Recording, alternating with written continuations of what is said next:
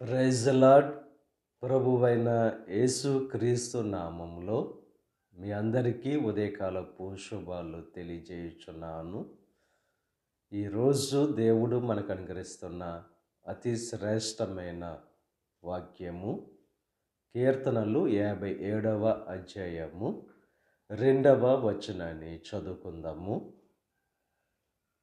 నా కార్యము సఫలము చేయు దేవునికి నేను మొర్రపెట్టుచున్నాను.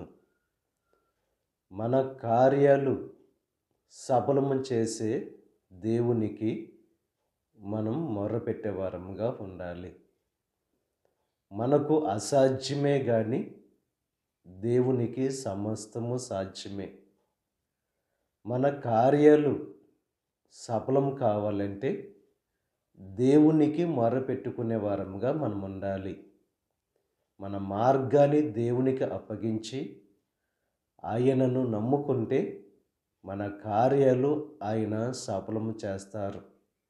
మన భారం ఏదైతే ఉందో ఆయన మీద ఉంచితే మన ఉద్దేశాలు సఫలం చేసేవారుగా ఉన్నారు.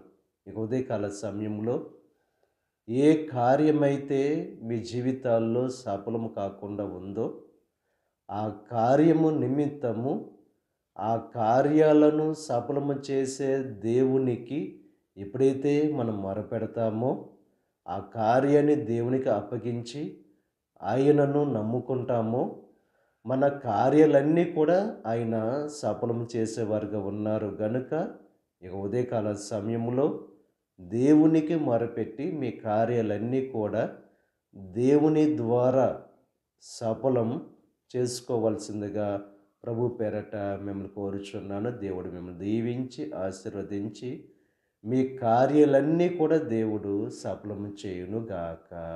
ఆమేన్. ప్రార్థన చేసుకుందాం. పరిశుద్ధుడా, మహోన్నతుడా, సర్వశక్తిమంతుడైన యేసయ్య, ఈ ఉదయకాల సమయంలో నువ్వు అనుగ్రహించిన అతి శ్రేష్టమైన వాక్యాన్ని బట్టి నీకు స్తుతులు చెల్లిస్తున్నాం దేవా.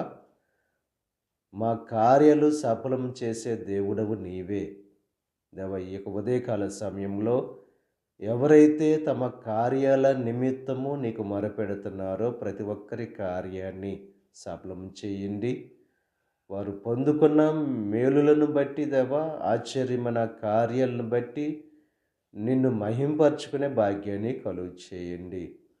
ఈ ప్రార్థనలో ఏకీభవిస్తున్న ప్రతి ఒక్కరిని దీవించండి, ఆశీర్వదించండి. ఈరోజు తలపెట్టిన ప్రతి కార్యాన్ని సఫలం చేయండి. వారి రాకపోకల్లో నీకు సహాయం అనుగ్రహించండి. ఈ దిన ఆశీర్వాదాలు ప్రతి ఒక్కరి మీద మెండుగా కురమరింపచేసి నీ దీవులతో నింపి నడిపించమని మా ప్రభువైన యేసు క్రీస్తు నామం పేరట వేడుకొనుచున్నాం తండ్రి. ఆమేన్.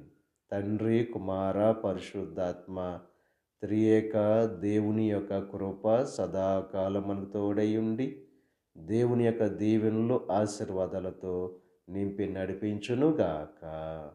ఆమేన్.